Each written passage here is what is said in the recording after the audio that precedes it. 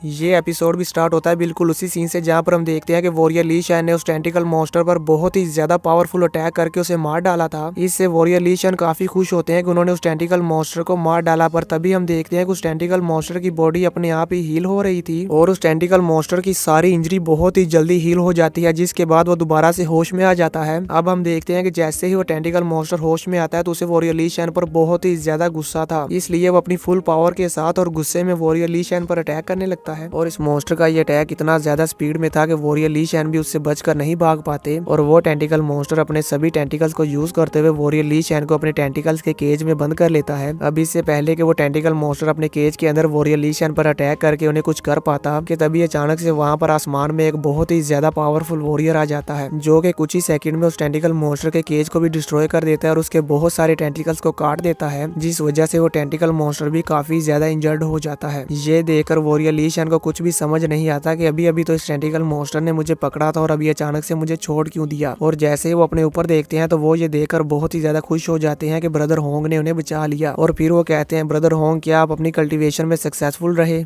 Leader Hong मुस्कुराते हुए warrior ली शैन की तरफ देखते हैं तो ये देखकर वॉरियर ली शैन भी समझ जाते हैं कि ब्रदर सक्सेसफुल हो गए हैं, जिसके बाद वॉरियर ली शैन फ्लाई करते हुए लीडर होंग के पास आ जाते हैं। तो लीडर होंग अपनी अटैच हुई क्लाउड रटन ब्रांच को वॉरियर ली शैन को दिखाता है और उनसे कहते हैं, इन क्लाउड रटन वाइन्स की वजह से मैं 30% तक श्योर हूँ कि मैं इस टेंटिकल मॉन्स्टर को किल कर सकता हूँ। मैं ऐसा इसलिए कह रहा हूँ क्योंकि अगर मैं इस टेंटिकल मॉन्स्टर को मार नहीं पाया तो मैं इसे बहुत ही ज्यादा सप्रेस कर दूंगा, जिसके बाद ये कभी भी हम पर अटैक नहीं करेगा और हमसे बहुत ही ज्यादा डर कर रहेगा। जिसके बाद लीडर होंग वॉरियर ली शैन से कहते हैं कि मैं अब इस टेंटिकल मॉन्स्टर के साथ फाइट करने के लिए जा रहा हूँ, इसलिए मैं बेस की सारी जिम्मेदारी आप पर छोड़ के जा रहा हूँ क्योंकि वहाँ का सारा निजाम अब आप ही संभालेंगे और अगर ये टेंटिकल मॉन्स्टर हमारी बेस पर अटैक करता है तो आप ही उसे रोकेंगे। ये सुनकर वॉरियर ली शैन कहते हैं, ठीक है मैं समझ गया, मैं बेस की सारी सिचुएशन को संभाल लूंगा और अपनी बेस को प्रोटेक्ट करूंगा, इसलिए आप बेफिक्र हो जाएं और उस टेंटिकल मॉन्स्टर के साथ जाकर फाइट करें और उसे किल कर दें। ये सुनकर लीडर होंग भी रिलैक्स हो जाते हैं, जिसके बाद वो उस टेंटिकल मॉन्स्टर के साथ फाइट करने के लिए लेक के अंदर चले जाते हैं। अब हम लुओ फैंग, कमांडर जिया और वॉरियर ली मैन को देखते हैं। ये तीनों वॉरियर ली शैन के पास आ जाते हैं और यहाँ पर आने के बाद कमांडर जिया अपने हाथ पर लगे हुए डिवाइस को यूज करते हुए वॉरियर ली शैन की लोकेशन को ट्रैक करते हैं और उन्हें देखकर कहते हैं कि वॉरियर ली शैन तो बहुत ही ज्यादा स्पीड के साथ नीचे जा रहे हैं। अब हम लीडर होंग को देखते हैं जो कि लेक के अंदर बहुत ही ज्यादा स्पीड के साथ उस टेंटिकल मॉन्स्टर की तरफ बढ़ रहे थे और कुछ ही सेकंड में वो उस टेंटिकल मॉन्स्टर के पास पहुंच जाते हैं। ये देखकर कमांडर जिया वॉरियर ली शैन को बताते हैं कि लीडर होंग उस एम्परर बीस्ट के पास पहुंच गए हैं। अभी कमांडर जिया ये बताते हैं कि तभी अचानक से लेक के अंदर से बहुत ही ज्यादा रफ्तार के साथ पानी ऊपर की तरफ निकलने लगता है, यानी कि उस टेंटिकल मॉन्स्टर और लीडर होंग के दरमियान एक बहुत ही ज्यादा आइकॉनिक लेवल की फाइट स्टार्ट हो गई है। अब हम देखते हैं कि टेंटिकल मॉन्स्टर और क्लाउड रटन ब्रांच के दरमियान फाइट स्टार्ट हो जाती है, यानी कि लीडर होंग अपनी क्लाउड रटन वाइस को यूज करते हुए उस टेंटिकल मॉन्स्टर के साथ फाइट कर रहे हैं और इन दोनों की ये फाइट बहुत ही ज्यादा टेरिफाइंग थी क्योंकि एक तरफ टेंटिकल मॉन्स्टर था तो दूसरी तरफ क्लाउड रटन वाइन्स थी और ये दोनों ही बहुत ही ज्यादा पावरफुल है।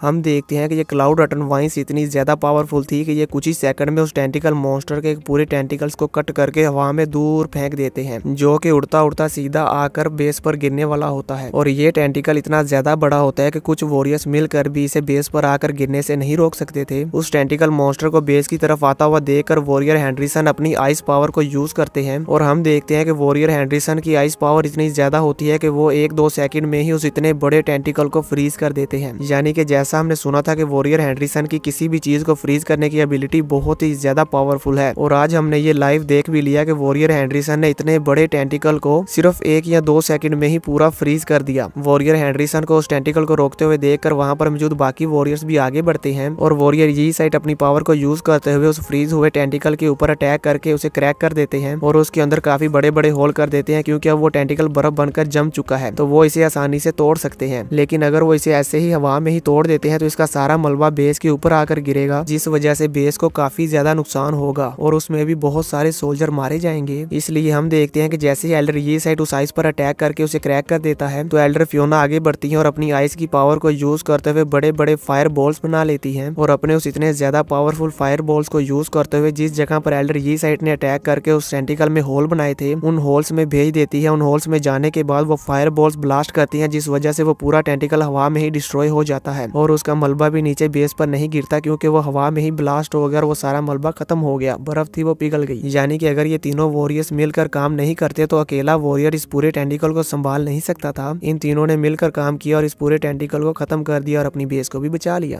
अब हम देखते हैं कि उस टेंटिकल मॉन्स्टर और क्लाउड रटन वाइन्स के दरमियान बहुत ही ज्यादा पावरफुल फाइट हो रही थी और इसमें टेंटिकल मॉन्स्टर वीक पड़ रहा था, जिस वजह से टेंटिकल मॉन्स्टर उस वाइन से बचकर भागने लगता है और लेक के अंदर गहराई में जाने लगता है। पर लीडर होंग उसे वहां से भागने नहीं देते और उसके सामने जाकर उस पर अटैक करते हैं। एक तरह से लीडर होंग अटैक कर रहे थे तो दूसरी तरफ से वो वाइन उस टेंटिकल मॉन्स्टर पर अटैक कर रही थी, जिस वजह से वो भागकर भी नहीं जा पाता और लीडर होंग और वो वाइन मिलकर उस पर इतने ज्यादा अटैक करती है कि वो टेंटिकल मॉन्स्टर को लेक में से बाहर फेंक देते हैं। लीडर होंग और क्लाउड रटन वाइन्स ने उसे इतनी ज्यादा स्पीड के साथ ऊपर हवा में फेंका था और इसी वजह से हम फर्स्ट टाइम इस पूरे टेंटिकल मॉन्स्टर का साइज देख पाते हैं, जो कि बहुत ही ज्यादा जाइंट था। और अब जैसे ही वो टेंटिकल मॉन्स्टर ऊपर हवा से वापस नीचे लेक के अंदर गिरता है तो वहां पर एकदम से सुनामी आ जाती है। वॉरियर मू हेंडरसन उस टेंटिकल मॉन्स्टर को इतनी ज्यादा देर उस क्लाउड रटन ब्रांच के साथ अटैक करता हुआ देखकर कहते हैं कि इसने पहले भी लीडर होंग के साथ फाइट की थी और ये बहुत ही ज्यादा इंजर्ड हो गया था, लेकिन इसके बावजूद भी ये अभी भी इतना ज्यादा पावरफुल है कि ये लीडर होंग और क्लाउड रटन वाइन्स का सामना कर पा रहा है। इससे ये मालूम होता है कि ये टेंटिकल मॉन्स्टर अभी भी बहुत ही ज्यादा पावरफुल है और इसे हरा पाना भी बहुत ही ज्यादा मुश्किल है। जिसके बाद हम फैंग को देखते हैं जो कि उस टेंटिकल मॉन्स्टर और क्लाउड रटन वाइन्स के दरमियान फाइट को देखकर कहता है इन दोनों की ये बैटल बहुत ही ज्यादा खौफनाक है और इसमें टेंटिकल मॉन्स्टर भी काफी ज्यादा पावरफुल है। जहां तक मुझे लगता है तो ये क्लाउड रटन ब्रांच उसे ज्यादा देर तक रोक नहीं पाएगी, क्योंकि वो टेंटिकल मॉन्स्टर क्लाउड रटन वाइन्स से ज्यादा पावरफुल है। अब हम देखते हैं कि बेस पर मौजूद सभी वॉरियर्स जब देखते हैं कि क्लाउड रटन ब्रांच और टेंटिकल मॉन्स्टर के दरमियान फाइट हो रही है और वो भी इतनी ज्यादा टेरिफाइंग फाइट, तो उनसे रुका नहीं जाता और वो भी बेस को छोड़कर उस लेक के ऊपर आ जाते हैं और उनकी फाइट को देखने लगते हैं और उस क्लाउड रटन ब्रांच और टेंटिकल मॉन्स्टर की फाइट को देखकर कहते हैं कि ऐसा लग रहा है कि ये फाइट बहुत ही ज्यादा टफ होने वाली है। अब हम टेंटिकल मॉन्स्टर और क्लाउड रटन वाइन्स के दरमियान फाइट देखते हैं जो कि वाकई ही बहुत ही ज्यादा टफ हो गई थी और इन दोनों की इतनी ज्यादा खतरनाक फाइट की वजह से लेक के अंदर स्टॉर्म बन रहा था। अब हम लेक के अंदर का व्यू देखते हैं जहाँ पर उस टेंटिकल मॉन्स्टर की बॉडी और लीडर होंग के दरमियान फाइट हो रही थी। लीडर होंग उस पर अटैक करने के बाद उसके सामने आकर खड़े हो जाते हैं। ये देखकर उस टेंटिकल मॉन्स्टर को बहुत ही ज्यादा गुस्सा आता है, पर क्योंकि उसके सभी टेंटिकल ऊपर लेक के ऊपर उस वाइन के साथ फाइट कर रहे हैं इसलिए वो नीचे लीडर होंग पर अटैक नहीं कर सकता, तो वो अपने बड़े से मुंह को खोलता है और बहुत ही ज्यादा स्पीड के साथ लीडर होंग को खा जाता है, यानी कि निगल जाता है। पर लीडर होंग यहाँ पर कुछ भी नहीं करते। अगर लीडर होंग चाहते तो वो यहाँ से बच भी सकते थे, लेकिन जहाँ तक मुझे लगता है कि लीडर होंग ने जानबूझकर ऐसा किया। लीडर होंग ने ये क्यों किया ये मैं भी नहीं जानता, ये हमें नेक्स्ट एपिसोड में मालूम हो जाएगा कि लीडर होंग ने ऐसा क्यों किया। अब हम देखते हैं कि जैसे वो टेंटिकल मॉन्स्टर लीडर होंग को निकल जाता है तो उसका नोटिफिकेशन कमांडर जिया के पास आता है, जिसे देखकर कमांडर जिया काफी हैरान हो जाता है और कहता है ये तो बहुत ही बुरा हुआ,